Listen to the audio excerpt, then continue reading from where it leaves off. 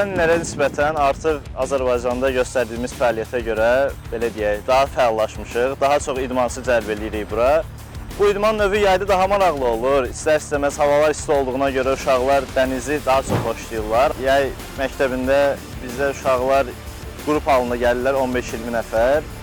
Bizə adətən səhər saat 10-dan günorta saat 4-ə kimi gəlir uşaqlar. Qışda sadəcə həftə sonu məşğul oluruq.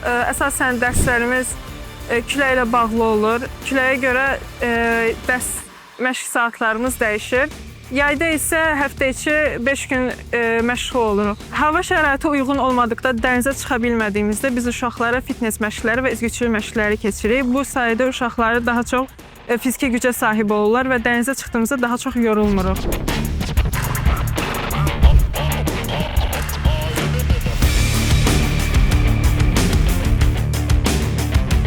Bizdə ilk 4, ilk 6 sinifləri və optimist sinifləri mövcuddur. 15 yaş altı sinif uşaqlar optimist sinifi ilə məşğul olur. 15 yaşdan yuxarı 18 yaşına qədər ilk 4 sinifi ilə, 18 yaşdan yuxarı ilk 6 sinifi ilə məşğul olur.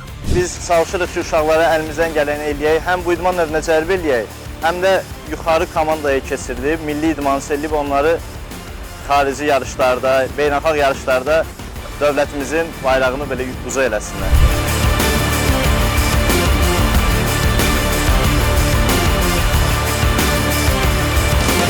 Su üzərində olan gözəl görüntü, adrenalin, uşaqların o dənizə olan istəyi, sevgisi, yarışlarda olan rəqabətçi hissi onları yelkənə daha çox cəlb edir. Yelkənli idman növü əsasən dəniz üzərində olduğu üçün uşaqlara zehin açıqlığı və maraq yaradır. Biz uşaqları bu idman növünə dəvət edirik.